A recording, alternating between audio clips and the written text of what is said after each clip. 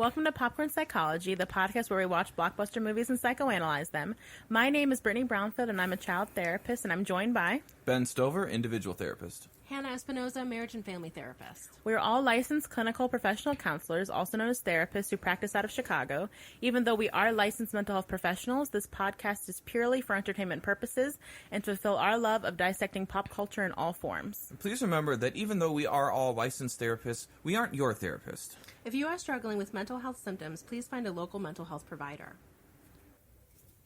Hi, today we are going to be talking about the movie Matilda. I don't think we've done a kids movie in a while, so I was really excited to give this episode to you guys. So really quick, Matilda is about a little girl who is in a family that sucks and pretty abusive and neglectful. Yes, and we're just talking about her story today. So the movie's been out since the 90s. 96. Okay. And so this is how we're going to talk about it today. We're going to break it down into characters. First, we're going to talk about Matilda. Then we're going to talk about Miss Honey. And then we'll be talking about Miss Trunchbull. And then, as always, we'll have treatment and final thoughts. So what are your guys' first thoughts about Matilda? Well, I think Matilda... Well, I mean, obviously the biggest glaring first factor about Matilda is she's in a family that doesn't really care about her. Or want her. Yes, the very first scene, her dad's like holding her baby carrier like crazy, like underhand. Yeah. And then puts in the backseat of the car without it being like secured down. She's rolling around. They forget her in the car. So right establishing in this movie, we have a kid who is being wildly neglected by her caregivers. And both emotionally, physically, and every way you can be like neglected. And then the few times that she is given attention by her parents, it's pretty abrasive. Absolutely. Well, it's very dismissive as well, but or it'll be very abrasive. 6.5. No, you're 4. I don't think they were gaslighting. I think they just didn't know. I mean, I think it's a combo, but I think they also do try to like convince her that she's wrong all the time. And I think that either way that they are right and she is wrong. And I think I am smart and you are dumb. Exactly. I am big and you are little. Yeah, all of those things that he says that are such black and white statements to her. Like, I feel like even if they don't really realize it, it's still neglectful. I feel like it's such a good example of the difference between what neglect can look like, where they're just literally, it's like they're not even really there and they're being completely ignored as a human. She's absolutely being neglected. There's no doubt about that. And she's being left at dramatically inappropriate ages to be left alone. Yeah, from like infancy on. Right. Like, feed yourself. Make your own food. Well, not just that, but like use the stove to heat up this food that I got for you. Not even like make a sandwich, but like I need you to operate the oven and the stove to make soup. Right. And, it's okay if you leave the house. Like the mom leaves her alone. Dad goes to work, brother goes to school, and mom goes to play bingo and leaves this child alone in the house for hours. Yeah, all day. Arguably. I think all day. From probably, they don't really show her at like 4 on being left alone, but probably as old enough, as soon as she's probably able to talk and walk, her mom was probably like, okay, well now you can like take care of yourself. Or maybe it could have been a thing where they left her in a bedroom, locked the door. Yeah. And it was like, she can't get anywhere. Like, she's safe. Because even the point that she's sitting on the counter, where she's sitting on the counter kind of like feeding herself peas or whatever is happening in that situation. Like, the fact that she is sitting on that counter alone with no supervision, like, that baby falls off. Yeah. Like, no doubt. I mean, I know, again, it's a movie and I know that, but like, that is such a good example, again, of just straight neglect. Yeah, it is. It is straight neglect. It is absolutely neglect, and they are... you don't see as much abuse in this family as you see neglect. Yeah, I mean, there's verbal abuse at times, like where they're just like getting in her face. Like, I mean, I guess the most pointed, I think, version of abuse in the movie, like aggressive abuse, is when the dad gets in her face, rips up her library book, and then grabs her head and holds her, like squeezes her head so that she's looking at the TV. Like, that's the part where you feel the most... what's the word for not malignant? Uneasy? No, like malevolence come off of dad. Maybe like the most like pointed like anger and like hatred coming off of him towards her, of like malintent. Malice. That's what what we're I'm looking for. Like malice coming off his dad, where he's like holding her head so tight, and like wanting her to conform basically to their family, because she's not even doing anything. She's reading a book by herself, but the fact that she is being different pisses him off so much that he like goes berserk. But I think, and we see like, I think with her brother, you see, you could argue that's just like him being a sibling, a dick. Like, I mean, like he just like throws things at her basically, like marshmallows, and I'm sure my brothers have done some version of that, like calling me names while chucking stuff at me. So, I mean, it's definitely feels bad because it's obviously a modeled behavior in the system of the home, but it isn't like he's not beating the hell out of her, or he's just like being a bully. Like he's just name calling and like chucking like I think marshmallows is the one thing we see. Yeah, he throws marshmallows at her. I didn't feel like the brother was being too much different than any other kind of dickish older brother would be. Mm-hmm. Like the way kids can be, like if he's like that all the time, that's more of an issue than if he acted like that sometimes. The thing with the brother that we don't see him a whole lot. No, we don't see him a lot. He's kind of almost just a side character, like a sidearm, like a limb of the parents. Mm-hmm. Like he's always just kind of doing exactly what dad's doing, or just kind of a foil to Matilda, like a kid that's really compliant and going along with the status quo of the family, and then her. Right. He felt a little bit like Dudley Dursley to me. Yeah, his very similar vibes. And I think what is interesting about Matilda in terms of watching this as a therapist is that she has a lot of what we would call natural resiliency or protective factors.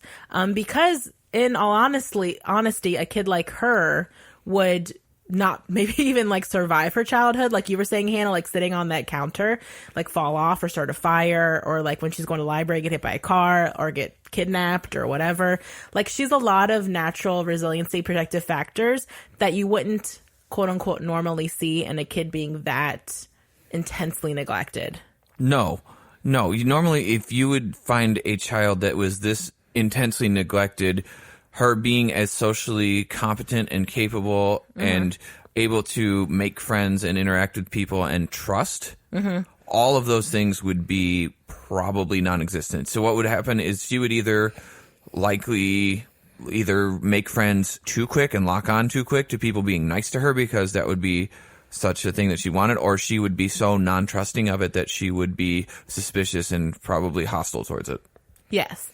I think like she is a very good candidate for a diagnosis that's called reactive attachment disorder, or like RAD for short, which is where I think I've talked about maybe once or twice on the podcast, where like you're saying, Ben, either it's any person that's grown up in a household where they're either extremely abused and or neglected and or like go from house to house to household. Like they have a lot of different primary caregivers that kind of toss them around, so that you don't gain a meaningful attachment at that young age when you really need to do that. And then as a result, you either get really overly attached to people or you don't get attached to anybody.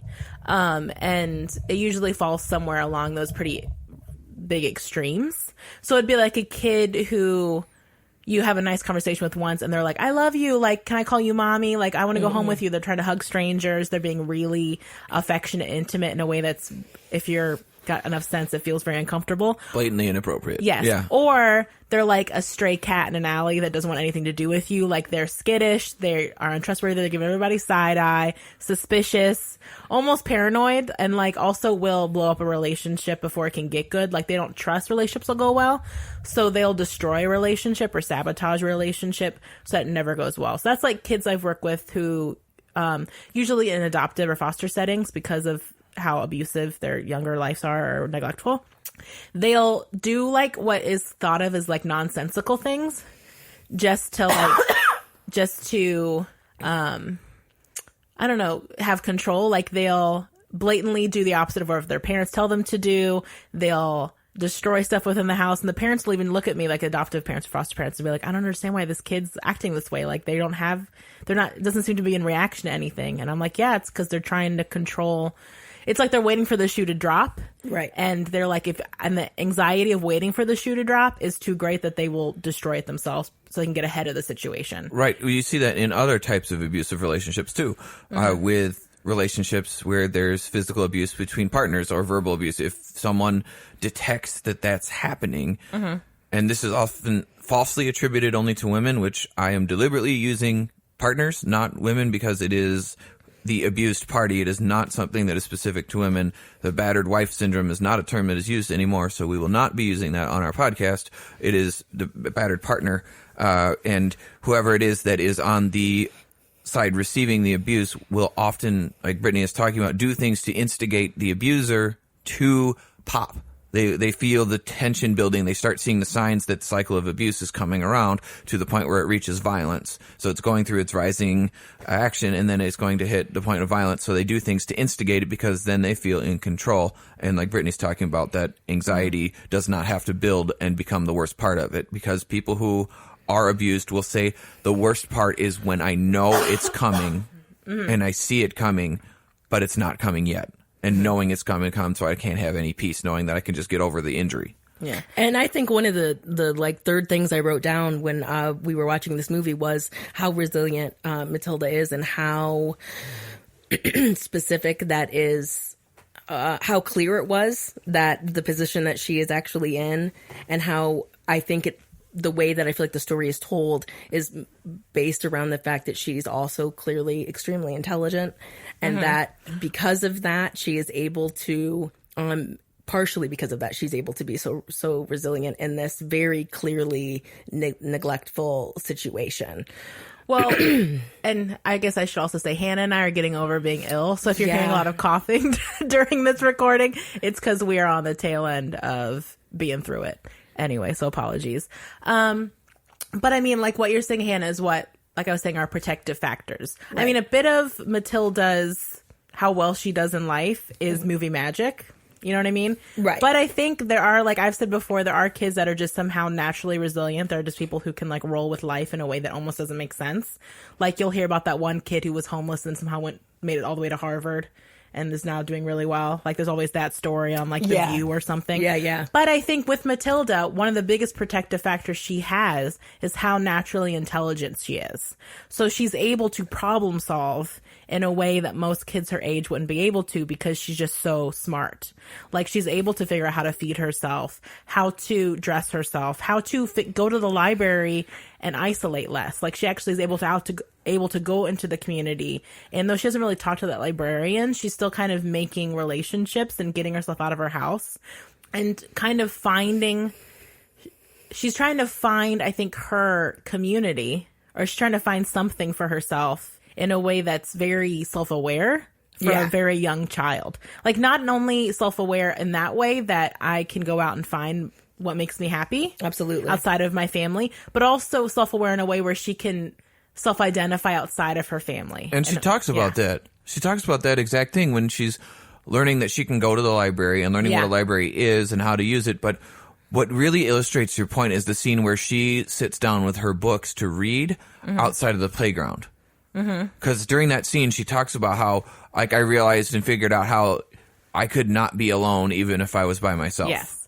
Which I think, something to that effect. Not to get ahead of treatment, but I think is a big, why we do this podcast, and kind of like also the technique of bibliotherapy, which I guess we can now probably span out into like movies, art, video games and stuff. Because it's an older school therapy that's just like books. But it is this idea that even when you can't find what you're looking for with people around you or in your life, you can look towards art, like books, movies, to find people that you relate to find like a sense of community that can make you feel less alone and make you strengthened in the things you think about yourself when you can't find it in your community. I mean, like I said, that's why we do this podcast, to help people like realize that like what you're going through is generalized out. It's not just you. You can find other people that feel that way as well. But yeah, I think it's wild how little she seems to internalize what her parents do to her. Like that resiliency is wild. Like I guess we don't really get a lot of, I mean, she is pretty confident. Like I said, we don't get a lot of like her inner voice in terms of what she thinks about herself. No, because it's narrated by an external narrator. Yeah. So we don't know like really what she thinks of herself, but she is pretty confident. Like when she, like the things that she does, the behavior she displays does seem to come from a sense of confidence. Yeah. So if we would like her to voice. list out her protective factors, because Yeah. when we mention those, like, we realize that people don't always know Yes. what these jargony terms mean. And I feel like my wife, she has her master's in child development. When we were watching this last night, she was using those words too. She's like, Yeah. wow, like, look at her protective factors. Yeah. And what would lead her through this. And I was like, okay, so that's a term that probably most people don't know. So when we see Sure.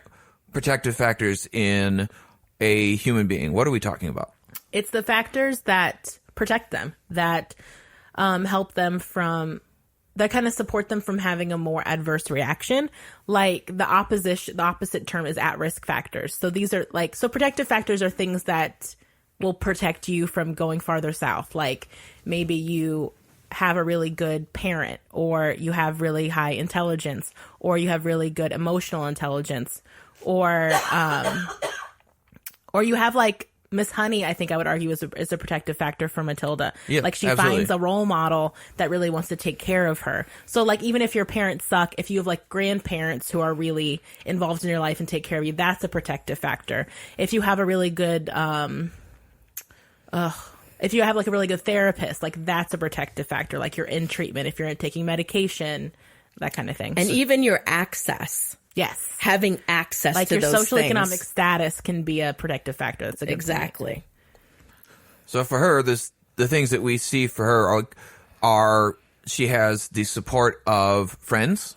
Mm-hmm. Protective factors for her would be her intelligence, Yes. her friends, Yes. her ability to educate herself. I think her intelligence and her ability to educate herself are the numero unos Agreed. of this movie. Because that leads her to, like you're saying, the friends and Miss Honey. Right. And then having Miss Honey as Mm-hmm. part of her life, a teacher who is able to connect with her and show her that there is a different type of adult in the world than the way your Yes. parents behave and the way Absolutely. the bullies like Miss Trunchbull or her brother behave. Yeah. And what else do we see are protective factors for her? I mean, I guess you could argue a protective factor is she's white and cute.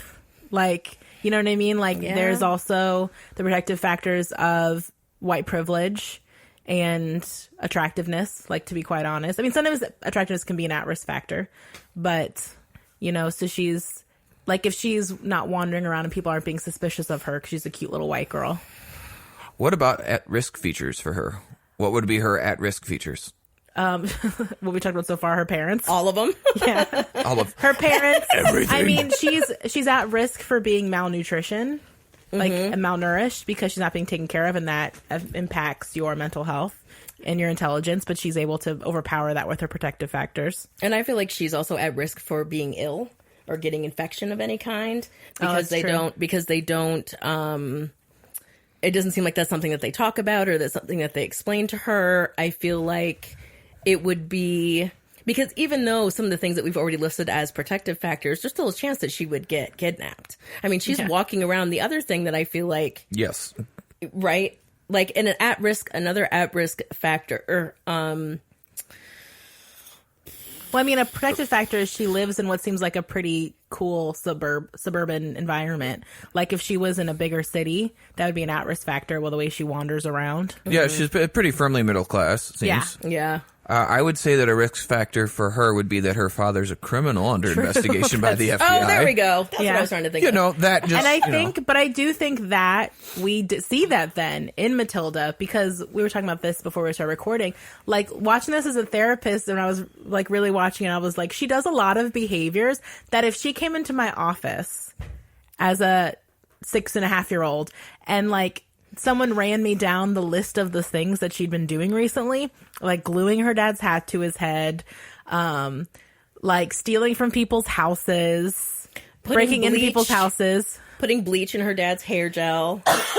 Yeah, like she's doing a lot of stuff that I'd be especially at that age, I'd be like, uh-oh, what is up with this girl? And so on paper, she does have a lot of behaviors that would connote maybe more like conduct disorder. But I think that maybe is more influenced by the at-risk factor of being in a family where criminal behaviors are very normalized and where the way you treat people is very much based on how you choose to treat them and not like a whole like generalized respect. Like, because they say that point blank in the movie, like the best lesson her dad ever taught her was that you can treat any person. If someone is bad, then they get punished. And so then she just generalizes that out. Yes. And so it's a really good example of when you're assessing someone, you really have to make sure you're paying attention to how much of what they're doing is a normalized behavior within the culture of their family versus pathologizing their behavior. Right. Right, which is where, we were discussing, like, would Matilda meet the criteria for conduct disorder or not, based on some of these behaviors we're talking about. Like, we see her, like you said, we see some stealing, we see some lying. Yeah. We see her hurting other people on purpose. Hurting other people on purpose. Well, and those things do raise flags for conduct disorder. Yeah. Like those, but where do we see her not meet the criteria? Can I add one more thing really quick? And also, she seems to get joy out of doing it. Yeah. Like, she usually has a smile on her little face. That's true. And we know why, because she's getting back at them. But, like, again, on paper. And also, if her parents were bringing her in and they're constructing that narrative, like, you would think that she is like a evil little kid if they brought the story to you, or if Miss Trunchbull brought the story to you and listed all those things. Yeah. But what were you going to say, Ben? What's the inverse? What I was going to say was where, you have to do the rule out process, right? Like the rule in, rule out, what we've talked about, is with conduct disorder. With her, do we see her using people as a means to an end? No. I don't. Well, I mean, if you got to, I don't see if it. if you actually talked to Matilda, she probably would be pretty forthright that the reason why she did the things she did was because she was reacting to a behavior they did to them as well. Correct. I mean, I can see that doesn't hold water for me with conduct disorder, though, because that's true. People with conduct disorder have an extraordinarily distorted that's true. view Perception. of justice. And, that's true. And she does display that. And she does display that. So that one doesn't hold water for me, but I get where you're going with it. And since she's our protagonist, it's hard. Yeah, because it's through her perspective, so you feel for her. Right. But where I would say is that where I don't see it is that we don't see her using means to an end. We don't see hurting animals. We don't see the dead eye kind of thing that you often see the people talk about. Like, you don't. That's something that you kind of hear people say. But when you encounter somebody that truly has antisocial or conduct disorder, there's a sort of deadness in their eyes, or and their face, their affect. They don't react to things. Well, yeah, you're right. Kind of blank. It's very blank. Yes. And she's very personable, and she very much cares about people. And, like, so the more you got to know her, the more she would probably talk about how much she cares about Miss Honey and about Lavender. And the fact that she does feel for people would be a ruling out factor. Right. Right. For me, it would definitely be a ruling out factor. It would be a hard argument. Like, I'll be honest, it would be a hard argument. Because at first when you two brought it up, I was like, what? Conduct? No way. And they're like, okay. We all love Matilda. Right. But yeah. But if you look at a lot of Roald Dahl's characters, like, there's a lot of stuff going on that is probably pathological and could be, argued as mental health issues. But with her, the other things that make me rule against that is that we aren't factoring in her watching her father's sense of ethics and justice and criminal behavior that is how she is being taught and raised in the world. Yeah.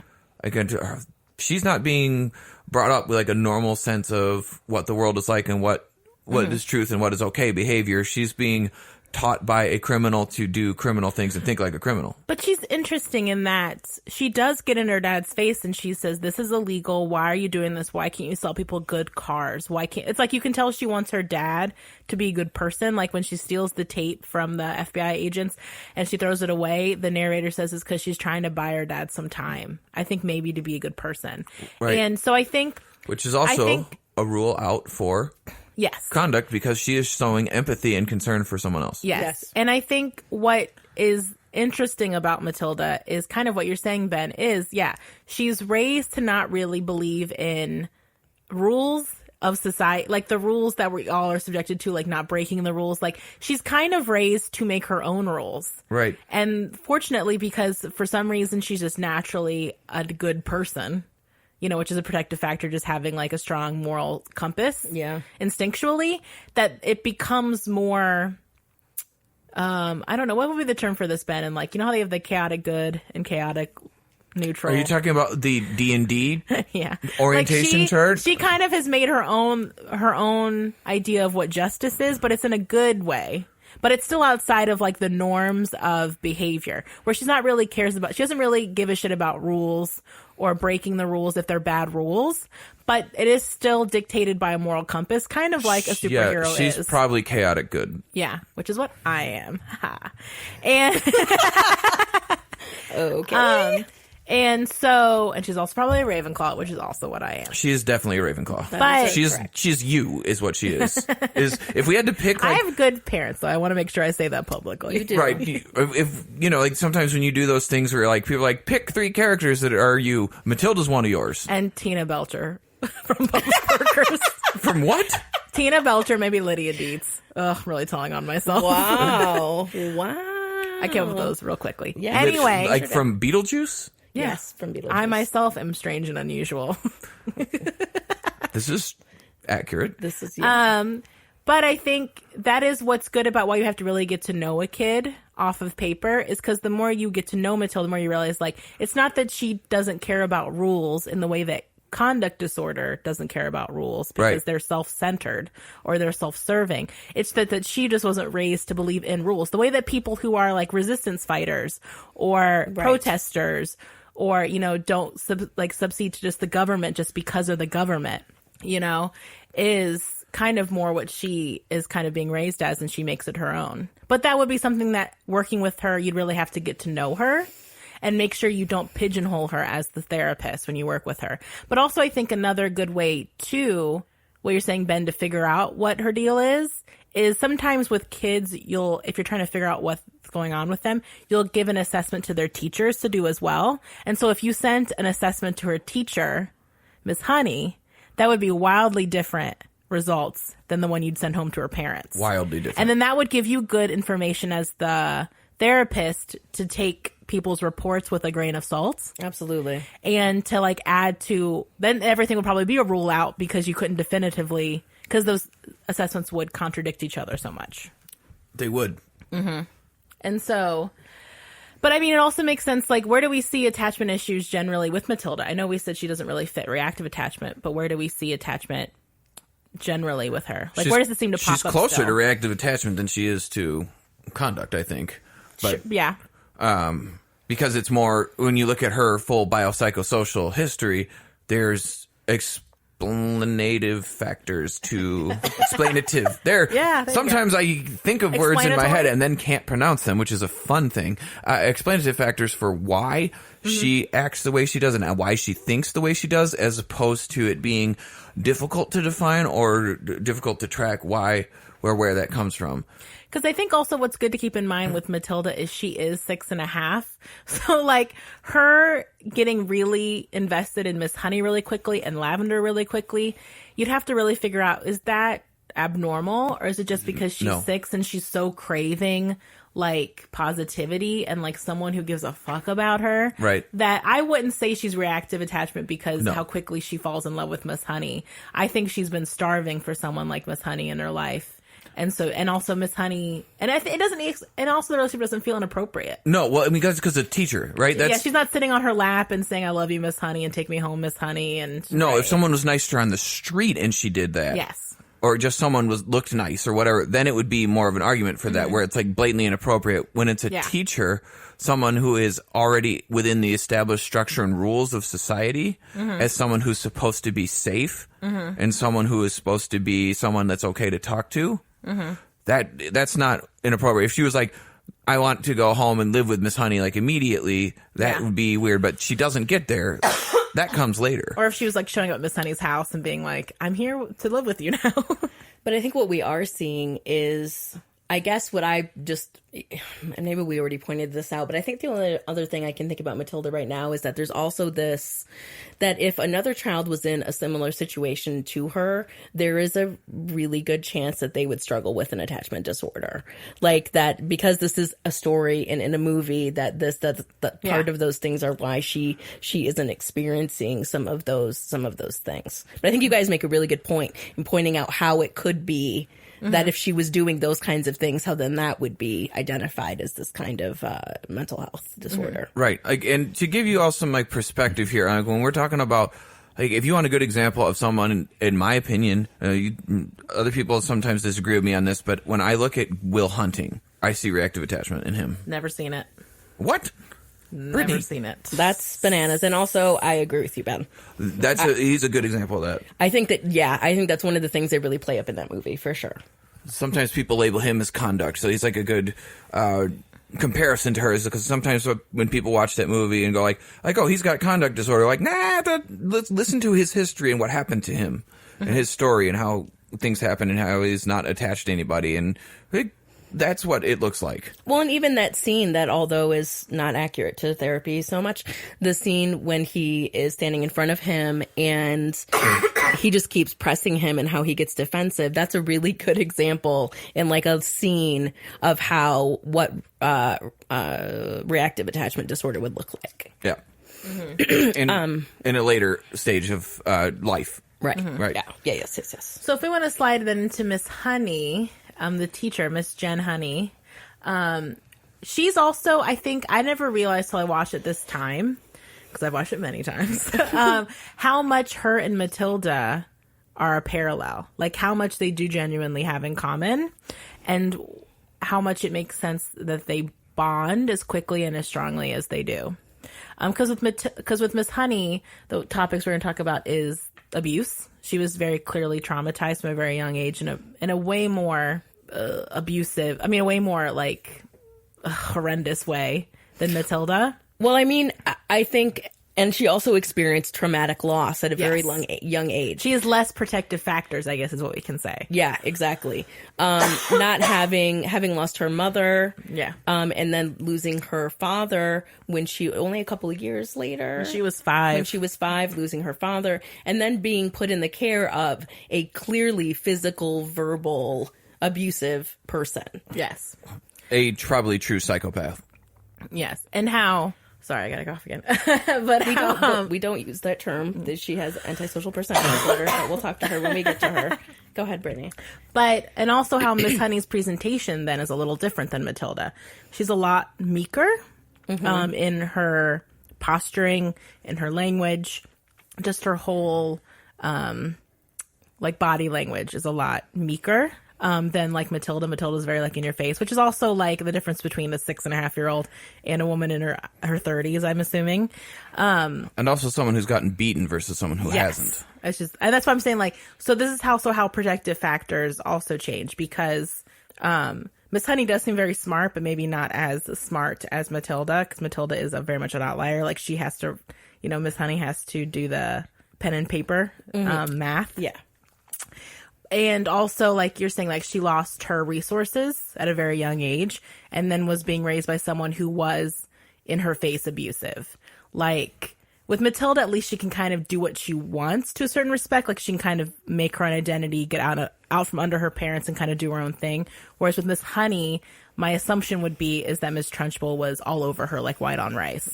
Like finding her, grabbing her, picking on her, like totally under Miss Trunchbull's thumb. Absolutely. And I would say, and I talk to people a lot about narratives and the narrative that starts. And I feel like Matilda has more autonomy in making her narrative because she is just left alone. And don't get me wrong, both of these people are in just really horrible, abusive situations, right? Yes. It's like apples and oranges a little bit. But that Miss Honey has most likely had her narrative completely skewed and very very negatively influenced, probably very consistently. Even when we see the scene where Miss Trunchbull comes into her classroom at the end there and grabs her arm and says, "I'll break your arm like I did before." I mean, if that is the trauma that is around her relationship with that person, the fact that she has to see her on a consistent basis, I can't imagine that she would have any other choice but to be meek, if not completely shut down. Well, I mean, right, and she's been completely conditioned to be meek. Absolutely. Like if you tie an elephant up with a string when it's young and it can't get up, and then you keep it tied its whole life, as it grows up, it never learns. As it becomes bigger, that it can very easily pull that stake out of the ground. Mm-hmm. And that's how like circus elephants were trained. Is like if you tie them to a post, like they don't move because they don't challenge the rope because they don't know that they can. Yeah, they never learned that they could pull it off. They never learn that they can. And people who are abused as they get older, they never learn and they never unlearn that person will hurt them and can hurt them, and they don't process that I am bigger now too and can fight back. Yes. And so, like, yeah, she doesn't have the protective factors of you're saying of, like, creating her own narrative. Miss Trunchbull also seems like the kind of person who's been telling her who she is, who Miss Honey is, her whole life, and just bullying the hell out of her in a way that she kind of just had to run away and go in that cottage.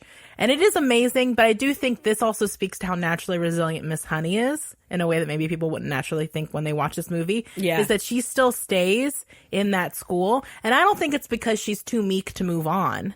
I think it's because she wants to protect these little kids from Miss Trunchbull. And though you can argue that people really like to re-traumatize themselves. I don't think they like to. They don't like to, but they get stuck in patterns of re-traumatizing themselves. Correct. So Dr. Drew Pinsky likes to talk about how even like Passover for the Jewish population, because he's Jewish, is when you really think about it, re-traumatizing yourself because you're telling this narrative over and over again and going through the whole ritual. But anyway, but I think she's doing that to herself by being with Miss Trunchbull, but I think it's her trying to use her strength where she can use it to protect these little kids from Miss Trunchbull.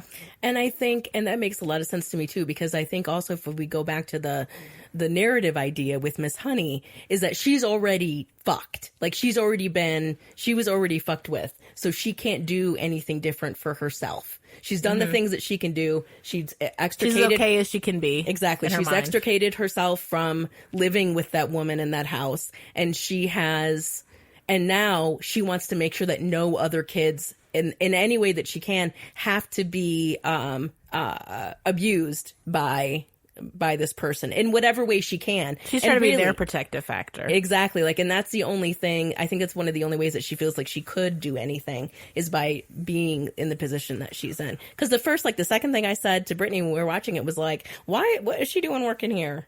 Like, that doesn't make any sense. But it makes sense in the idea that if this woman is a freaking headmistress of a school, like, of course she would try to protect other kids. Mm-hmm. Right, she can't even escape the property, though, right? That cottage is on the property of the main house. It's like you can see the house. Corner, you can like see the house through the trees. Right, it's like on the same lot. It's like the servant's house or something, right?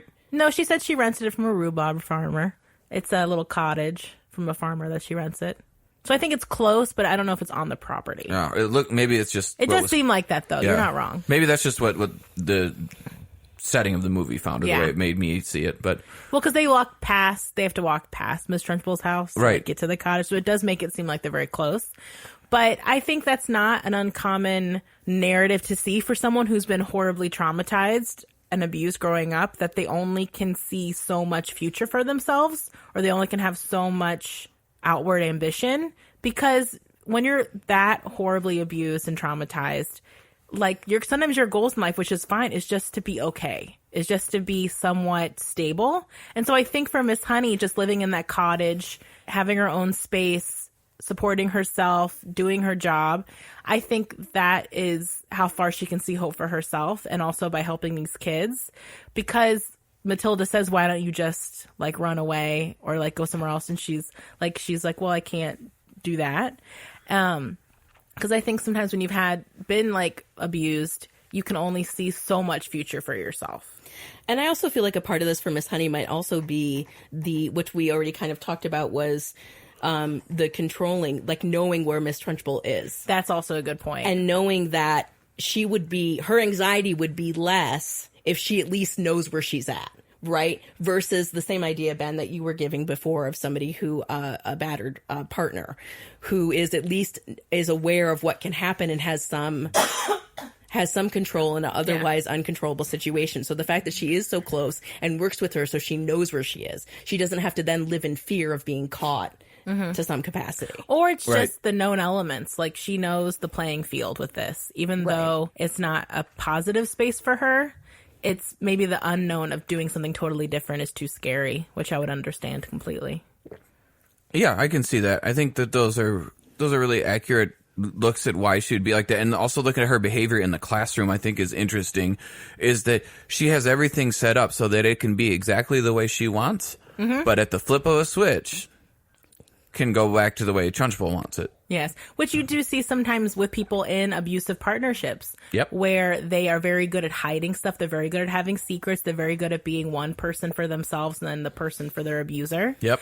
But I do also think it's pretty rad how subversive Miss Honey is, which I think also speaks to her natural resiliency. Like, she makes this room a happy space for these kids at risk of being caught out by Miss Trunchbull. Like, the fact that you would think with the way that she acts in her demeanor that she wouldn't have anything flashy in her place, just on the outset that possibly she could maybe get caught. Like, that she'd be too freaked out to have anything bright or colorful or fun. But the fact that she has the strength to do that for those kids and has the backups to like cover it up is pretty like radical. Yeah, and also to see her go and take kids out of that closet. Yeah. You know, oftentimes when you see abusive relationships, it's like I'll give an example of with parents, where one parent is physically abusive and the other is not, is that they don't do a lot to intervene. Yeah. And they just kind of let things happen because they know they'll get beat themselves if they do. Mm-hmm. Whereas Miss Honey does not seem as concerned about that and sneaks out to go unlock the door. We could argue maybe a protective factor for Miss Honey is her relationship to Miss Trunchbull. Like, they do have a history together where she might feel a little bit more that she can throw her weight around and maybe not get as bad of consequences as maybe one of the kids there, someone that Miss Trunchbull doesn't know at all. That could be possible. Or even that she would be more willing to suffer herself because she already has so much. Yes. That she would rather have something else happen, which again, she would know what would happen because she's been abused by this person before, so that a kid doesn't have to. It's a known factor. I think that one's more likely. Yeah. I also think that she's probably more likely to know how to take calculated risks to get around her and know when she's going to be preoccupied with like being in front of the class and soaking up that attention of being a monster in front of the class, that she'd thrive on that so much that she wouldn't notice whatever Miss Honey's doing at that moment. Mm-hmm. So she could take more calculated risks. Which I think we also see when we talk again about somebody who's in an abusive relationship with someone who is consistently all the time abusing them, that you learn what to do. You learn how to do. You can read a room like a motherfucker. You can read that person. Yeah. Because again, it starts to become about how can I, in a situation where I have all my control has been taken away from me and my person has been taken away from me, how can I at least have some way of controlling something? And I think that this is how, I totally lost my train of thought. How she controls, her classroom is her controlled setting. Exactly. How she controls her classroom. Mm-hmm. Well, finding power where you can find it. And I think that's her identity as well. Like, that's where she's found her identity and her little safe places in the world. Yes. Her little cottage is her little safe place. Yeah. And so I think she's someone who has a very high emotional intelligence. I think Matilda does as well, which is why they do, I think, glom to each other. Yeah. In a very positive, special way. So I think next we can talk about the giganto elephant in the room, which we've already talked about, which is Miss Trunchbull, who, I think she's pretty cut and dry. She is a capital V villain. Yes. She's like a comic book movie villain. She is totally a comic book and a children's book villain. Yes, she's a children's books villain, which is what this is. Funny how she's a children's book villain in a children's book. Yeah. Well, she's probably the most binary character in this story. Oh, yeah. Where she's just a bad person. Well, the parents. Yeah, true. And the way that she is filmed. So up close, her movements are always very aggressive. She's sweaty. She's so sweaty. Very sweaty all the time. And then the chocolate cake looks sweaty. It's very sweaty weird. cake. A lot of moisture around in that room. But the way that she just kind of like I don't know. I just think about it when I was watching it last night about the way that a kid would see somebody her size. I feel like the movie was very much filmed in the way that a little kid watching this kind of like looming, terrifying character walking around and how loud she was. And again, with the movement. So I think you guys are absolutely right. She definitely is a straight up villain. But if we were to look at her like a person, I mean, I think she's a very clear depiction of something we've talked about, I think, a lot lately, which is antisocial personality disorder. Yep. She's very self-serving, like the ends justify the means to her. It's alluded to that she straight up murdered Miss Honey's dad to get his house and money, with no regard to this small child living with her. I guess there's one caveat. We don't know anything about Miss Trunchbull before she entered the story of Miss Honey's life. Right. Like, we don't know anything about... Well, we know she was an Olympian. Yes, she was an Olympian. That's all we know. But we don't know, like... That tells you a lot, though. In an Olympian family, she's clearly been abused. Yeah, I mean, it's definitely normalized behavior. Yes, absolutely. What else were you going to say about the Olympian part? Because I don't Just know if the fanatical dedication to the sport it would take, to physicality, to exercise, to precision, and also what we see with her is her reveling in the attention she got for that. She still keeps javelins and hammers and shot puts around the house. Mm-hmm. She has paintings of herself. She reenacts her moments of glory when she was an athlete. You see her kind of like replaying those things for herself. So, like, thinking about what it takes to become an Olympian. Brittany's dying today. In case you are concerned, in lieu of flowers, please send money to our Patreon. You'll get to hear the Joker if you do. But no, I think if I had to make a blatant assumption about Miss Trunchbull's family life, I bet you she came from a very disciplined, very low emotional house where like emotions were given no credence, probably very details oriented, very like love was conditional upon accomplishments and goals, very much like a show pony kind of household, where I wouldn't be surprised, like you're saying, Ben, or one of you guys said, that her whole family was athletes or at least successful in a very measured way in very disciplined arenas. You have to be. You have to be. To make it to that level, you have to have a fanatical devotion to what you do. And you have to have had coaching and not just coaching, but very rigorous and extreme levels of coaching and commitment to practicing in a way that makes you not only practice, but practice perfectly every time. And also can take away from learning how to be more social, right? Absolutely. Because, and also starting from being very young. Right. And I think the other part that you guys kind of were already talking about that is this dedication to an idea. Right. Right? That the idea is you are good enough to win an Olympic, but you have to do the work in order to get there. And I think with Miss Trunchbull, clearly the idea that she is very connected to is that children are disgusting, horrible creatures. And so... she never was one. Which is crazy. And so I feel like even that dedication... That's true. She probably was never a child. She's probably taught to be a grown-up her whole life and had grown-up... no frivolities. Yeah, exactly. And also, don't forget what Olympians are often regarded as, which is national heroes. And the way that can get perverted, that kind of single-minded dedication, the way it can get perverted in a very unhealthy way is that you have to look out for yourself. You have to constantly looking at your goals. It's all very individualistic unless you're in a team sport or team goal-centered thing. But for her, what she was doing is very, like, individual-based. But, so she...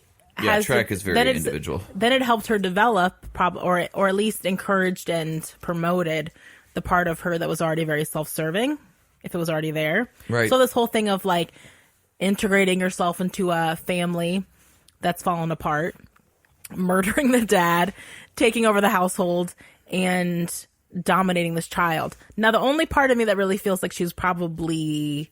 that I guess I could find empathy for Miss Trunchbull is that she's clearly a very angry person, and like to the point that she can't help but to like subject these kids to her anger and abuse. Like it's bubbling out from under her, which is someone that's probably had a lot of horrible things done to them or had a very horrible life. Like someone who's that angry, they're just not coming out of nowhere. Exactly. Like, she wasn't created in a vacuum somehow. Just like no one is. Like, it's very clear that... And also, it's very clear that she only knows one way to get out her anger. Yeah. And which probably means it was only modeled that way to get rid of anger. And I was a thrower, so let me start with that. I was a thrower, a track thrower. Okay. I probably have not even told you all about when that. you said thrower, like you threw things around the house? Well, that too. My parents would probably be quick to tell you that there was one time that I accidentally threw a discus through the window. So that happened. But no, I was a discus thrower and a shot put thrower, and did fairly well at it. And in order to do that particular motion, you have to be both super precise with your movements, but you also have to be explosive, because you are throwing something and you have to throw it further than everybody else. And so she has gone her whole life having this release and this focus on getting a point where you get satisfaction and positive reinforcement for being explosive. Fuck. And that is taken away from her when she retires from her sport. Yeah, and then she chooses a career where she has to be around people all the time, where she does seem very individual based too. Like what you're saying, like that goal, like that trade, I guess you would say, like an Olympic athlete, right, is very individual and very isolated. And then she continues that isolation. Like she lives in that giant house by herself. It doesn't seem like she's ever had a romantic partner, like at least since Miss Honey's been in her life. So since for like the past like 20, 30 years, she's like doesn't spend any time with anybody. Like at home, she's always by herself. And she doesn't seem to care about fostering relationships of any kind. And she has really poor social skills too. Like you can tell in those scenes, like when she's throwing the darts, that she's trying to be like, I feel like in that moment with Miss Honey, when Miss Honey comes in and tells her about Matilda and how smart she is, I think in that scene, she's trying to like be jokey and familial with Miss Honey and thinks it's funny when she almost darts her in the head. Like that she should be in on it too. Like the way that like some people are very broy and they're like, like, isn't that hilarious? And the person's like, no, I was very scared and worried actually about what you were doing. Yeah. So I think she just has also really bad social skills, which probably would be if we think that she was a very dedicated athlete, very isolated at a young age, and probably all the kids that she knew she was competitive with. And so then that naturally puts a barrier up to like being vulnerable and making friends. Well, and also they're all, what's the word for the other team? Competitors? Yeah. Like she has to go up against all of them. Yeah. So she can't really literally be just friends. said Did that. you really? You always call me out on that. I'm sick. In many ways. Anyway. But no, like, so I mean, we're giving Miss Trunchbull a lot of benefits of the doubts. Like we're giving her a lot of them. But, I mean, she does display, like, let's finish up with Antisocial, like, ruthlessness. She doesn't seem to care about other people. She uses people for her ends of means. She purposely hurts people, finds reasons to hurt people for no reason. Like, she does a lot of behaviors, like how much she wings kids out of windows, picks on them. She literally lines them up just so she can pick on them. I mean, I'd have to learn more. The cake scene, public humiliation of that kid. Like, she's a huge abuser. Yeah. And she kicks the cat. She kicks the cat. Sure. Yeah. Yep. She kicks but the animal part. The animal part, right. Oh, yeah. So if you look like her versus Matilda, our argument for why Matilda does not have conduct, because conduct and antisocial are really the same thing, more or less, at different ages. You can't diagnose antisocial until 18. Yeah. But really, they're like steps of the same thing. And when you see the differences between Matilda and Trunchbull, it becomes pretty clear which one has it and which one does not. Yeah, I mean, if nothing else, it's their abilities, the differences in their abilities to make friendships or to have relationships. Like Matilda makes them very quickly. And have empathy and connection to other people. Yes. And I think if we were to see Miss Trunchbull, we just would know a lot more about her. Like, where's this really coming from, all this anger and all this abusive behavior? Right. Is it really coming from a place of, like, pure malice and selfishness? Yeah. Or is it coming from someone who was very abused, who's repeating that cycle? Now, I think the murder is what tips it more into antisocial behavior. Means like to an the end. Murder just to get money. Yeah. And absolutely. a house. Yes. Which she then doesn't take care of. Yeah. And she javelins. And she's doing a lot of illegal things. Like she's locking kids in closets. Like, she's very clearly Yeah, going it's against basically the an law. She's a iron. It's not just a masochist. closet; it's like an Iron Well, Maiden. no, she's a sadist. Was that what a sadist? She's a sadist. Yeah, masochist is when you want to be hurt. Sadist is when you want to hurt others. Right. Okay. So treatment. Well, I don't know who I'd want to do for treatment. Miss Trunchbull, I don't think would ever go to treatment unless it was court mandated, and even then she'd fight it. I think she'd just get thrown in jail. Yeah. I don't think anybody would give her, based on the way that she is portrayed as the villain in this movie, I don't think that anybody would give her the benefit of the doubt. They'd be like, lock that bitch up. Yeah. But she'd have to get treatment in jail. Yeah. I would say probably the most similar to this Jails hire psychologists. Yeah. But to this movie, I don't think Miss Honey and Matilda would necessarily have to go to therapy after she adopts her. But that is the kind of... Real people would. Yeah. I've worked with a lot of families where it's been adoptive kids who've come from pretty rough backgrounds. And I think they have a beautiful relationship, so I don't want to like sully it with trying to therapize it too much. But I think I would just... let's say they had to go to therapy just as part of the adoption process. Like, we want you to go to family therapy for like 6 sessions or something. I think what I would just be cautious of and want to check in with both of them is that they're still having really good boundaries with each other and that they have realistic expectations of each other. I think when you come from a background where they've both been so neglected and they've both been so mistreated and like they're kind of like they say in the movie, like they finally found family with each other. You want to make sure that you aren't idolizing the other person so much that they can't make any mistakes, or if they do, it's really hard to deal with. And also want to make sure, I guess maybe more for Miss Honey, that she's having good boundaries with Matilda, that she's not making Matilda like trying to put Matilda in every space in her heart where Matilda is still a child. And so making sure that they just have good boundaries and that but this can happen sometimes with single parents and only children, is that they're more partners or like more like peers than parents. And so I think especially with a kid that's as intelligent as Matilda, it would make me wonder, it might evolve beautifully, which is what I've always held in my heart, but there could be, situations where it might be really hard to parent Matilda because Matilda never really got parented. And because she's also very smart and outsmarted a lot of the adults around her. So I could see that there might be some bumps in the road with maybe trying to assert authority with Matilda if need be as she got a little bit older. And I think with Miss Honey also, I could see her struggling to also assert authority because she came from a background where authority was so abusive. So it would make me wonder how the relationship would evolve. And I think family therapy could be helpful with making sure that they have their heads in the right space in terms of their role for each other. And maybe they also need to do individual trauma work for sure. Like doing I think Miss Honey doing trauma narrative work, writing what her story and like having her sense of identity, especially now that she has her house back. I wonder how that is on her mental. Like, it seems like she's making her house her own again by redecorating it and filling it with like her family of Matilda. But I could imagine for Miss Honey, it would be really difficult to be back in that house with all the memories. And so it might be harder than she thinks. And so kind of maybe doing some trauma work around there, like making sure she has coping skills, like breathing techniques, some CBT related stuff, which is kind of behavioral therapy to ground her when maybe she's feeling overwhelmed by being a parent and parenting. And then also like being in a house, which is going to have a lot of reminders of her abuse growing up. Yeah, I agree. I think if I were to target individual here, what I would do, I would want the character I see that I think I would be the best fit for would be Miss Honey. Mm-hmm. Like working with her, because there is no human way possible that she is as well adjusted as she seems. Yeah. I don't think.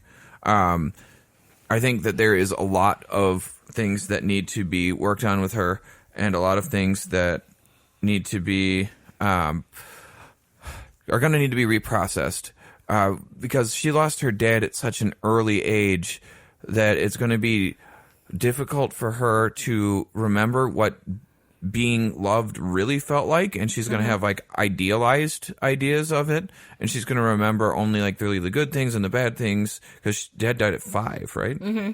That's awful young. Her mom died at 2 and her dad died at 5. And then she was raised by this monster. Yes. So Trunchbull is her only probably parent that she remembers. Right.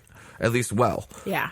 Because we know she remembers positive things about her dad. Yeah. But I can't imagine it'd be a whole lot of positive memories. So, like, really, what you're talking about with her and the need to work on how to separate out being a teacher versus being a parent versus being a friend for Matilda is going to be huge.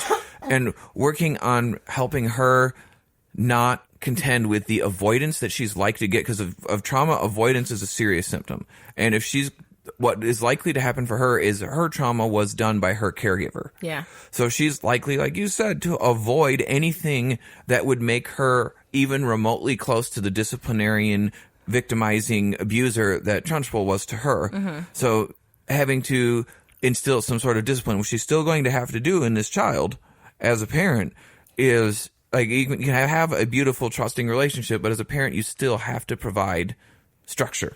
Yeah. And you have to provide discipline, and you have to provide a sense of control of behaviors and emotions, and you have expectations. And just discipline and expectations, right, in this child. And I don't know if she would be able to do it without some help of guidance of helping her deal with the traumas that have happened to her and reprocess and understand that what Trunchbull did was not discipline. What Trunchbull did was abuse.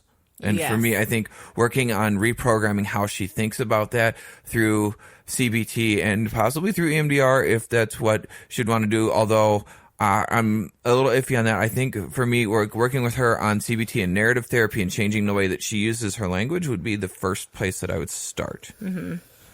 Yeah, I think it'd be a lot of, like you were saying, like reconstituting for her, like what it means to be a parent and making that for herself, like, because she didn't really have any models besides Miss Trunchbull that she can recall.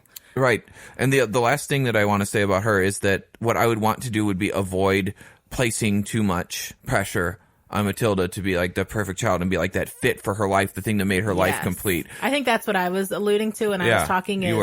I think that in those situations, you can put a little too much pressure on the other person. I think they both might do this to pull each other the miracle child or the miracle mom. So if they start having like bad days in a row, like maybe I could see Matilda maybe more getting really frustrated with Miss Honey if she's having a few bad days, or maybe she just doesn't feel good in a row, and being like, why aren't you making me feel better? Like, why aren't you the answer in that situation? And I didn't expect to feel bad when I was away from my bad family. This should have fixed everything. Exactly. And so that very black and white thinking that any child who is in a neglectful situation would have, and also at her age, even though I know like it's a story and we know that she's highly intelligent, wouldn't really be able to hold on to, wouldn't really be able to grasp that in her development. So, if we go with the idea that she's 6.5, which I feel like is she okay? I mean, in the movie, she looked like she was like 10. Yeah, or 8. I was thinking like maybe. So probably the actor was probably 8 was probably would have been a better choice, but whatever, it doesn't matter. So I think I don't know that I would do anything a whole lot different than the way that you two are describing it. I think that. I think that what I would do, and I don't know that this is different than what you said, Brittany, because I don't really feel like it is, but what I feel like I would want to do is to do family therapy, I'd have them in my office and I would have them talk about what do they want this relationship to look like and what do they think it should look like and how do they feel like, and I think it would be more a part of what you said, Brittany, were like going through the adoption process. Mm-hmm. They would have to see a family therapist maybe, and really trying to, again, reinforce the idea of having boundaries and helping them. Because to be perfectly honest, the way that the movie shows it, it's as if the adoption is just like would be fine and dandy. And I really feel like a lot of things would be surfaced, especially with Matilda, especially as she grows up. And even though her narrative so far, because of her resiliency and all the things we already talked about, continues to be having a strong sense of self, I do feel like as she would get older and go through being an adolescent, that these things would come up more, and that it would maybe turn into, and would be really hard maybe for both of them to not have like a trauma reaction to each other. So I think really talking about that and also on the outset of that, like at ending that, saying, if you ever need to come back, please feel free. This is an open door. This is a situation where really happy for both of you that you found each other, but also wanting to let you know that there is a chance that things may get harder sooner than you may realize. But I want you to know that. I think that's part of why having people who are going through the adoption process see a therapist makes a lot of sense, because they already have a connection. They already have somebody who knows their story. Yeah. And sometimes that can make the barriers to seeking out treatment even less. So that's, that's the only thing I wanted to say. Yeah. And that's going to see a therapist doesn't mean that you failed in adopting this child and being their parent. Exactly. Because I could definitely see how there would be. And there sometimes is, when I've worked with these families, a sense of failure, that they're finally a parent and that they couldn't pull it off. Now they have to go see a therapist. So kind of normalizing it from the jump. So if you want to do a final thoughts. I guess I can start, because this, we're at varying degrees of awareness of this movie, for sure. Well, I think maybe love. I mean, your love for this is clear. You've been wanting to do this for a long time, so I think maybe you should close this one out. Okay. I think that for this movie, I haven't watched it since it came out. I remember my parents took me to it when I was a kid, because we read Roald Dahl books, and I haven't talked about that a lot, but we loved Roald Dahl. James and the Giant Peach was more my jam than Matilda. Gave me the creeps. The movie was creepy as shit. I was just thinking about that. But, those worm things looked like and the bugs, like, I don't know, they look like something that would come out of like a Batman story more than a Roald Dahl story. Then I don't know, they weren't what I imaged in my mind when I thought about James and the Giant Peach. But we are talking about Matilda, not James and the Giant Peach. But both 90s movies. Anyway, this movie, I think, was really good. It was just well done. It was tight. It was clean. It was representative of what I remembered the book being like. Danny DeVito did a great job with this. Yeah, and he took a lot of his ego out of it. I was thinking in the scene where it's him and Miss Trunchbull in silhouette and how small he looks. Right. I was like, Danny DeVito, like he was really sacrificing his ego to like make a narrative point, because he looks so small. I mean, well, he also directed it, starred in it, and narrated it. So, Yeah. But I mean, like, maybe not so much to put himself in that light, I guess. Right. Well, I mean, I think he probably realized he's small. I mean, he did play the Penguin, so true, around this time too. Yeah. But this was such a good movie. I think it's something that got lost to the sands of time a little bit, and I really wish it hadn't, because watching it again, I was like, this is really good, and there's a lot of good messages to it. But I think, and what I'll leave it off on, I think it's interesting that throughout this whole movie about a girl that has powers, we talked 0% about her using her powers. Yeah, because it seems almost like inconsequential to the story. It does. It was a plot device for sure. But yeah, I hear you. But I think I really liked it, and I will be happy to show it to my daughter when she's old enough. That makes me so happy. Yeah, I really liked the movie too. I'd never seen it. It's the first time I'd ever seen that movie. So it was really good, really enjoyable. I agree that it's a really, it's a good movie. And I think that kids would like it. And I think that kids would feel connected to it in a very specific way. So I really enjoyed it. I'll definitely watch it again. Probably get the books for my nieces and nephews. That's 2 in a row. This is a really good movie. And I wish that I had seen it when I was younger. I think it might have been helpful. Well, I adore this movie. It's one of my favorites. I feel like it was always playing on TV as well, so I watched it a ton growing up. I feel like whenever it was on air, I'd watch it. I used to work at a PHP in Ohio with little kids. We'd play Matilda for them, because I think it's a very good theme of you can be raised in a family that's not great and still find a sense of who you are and find find and be a good person, even if you're raised in an environment where you're not really surrounded by good people. I teared up at the end of this movie. We were watching it last night when they said how, I think the most insight into how miserable Matilda is that at the very end, when she gets adopted by Miss Honey, the narrator says they both realize that life can be fun, which is like such a beautiful, but also says a lot about what they thought life was. Like, life could only be so much, but not fun. Absolutely. And that they found a family with each other, and I teared up. But I love this book. I love Roald Dahl. I grew up reading Roald Dahl. I think what I like so much about him, in conjunction with like Mr. Rogers, and I think like the Lemony Snicket books, is they all are things made for children that take children's feelings very seriously and that don't back away from very serious subjects just because it might be uncomfortable or because it's sad. And so I love anything that takes kids' feelings very seriously. All right, so I think that wraps our episode. If you haven't yet, please take a sec and rate and review us on anywhere where you listen to podcasts, especially if it's on Apple iTunes, because that one really dictates the rest of all the ratings anywhere else. So please rate and review us. Find us at Popcorn Psych, or Popcorn_Psych on Twitter, Popcorn Psychology on Twitter and Facebook and Instagram. I can speak words today. Brittany was coughing, so I decided I would do this, and she normally does it. So, whoops. You can also email us about how much you love Matilda at popcornpsychology@gmail.com. And you can send us letters that are sprinkled with your tears.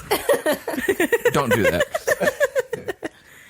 But otherwise, please tune into our episodes. We're getting close to the end of our season here, and we'll have some big news coming soon. So stay tuned for that. But until then, we'll catch you next time. All right.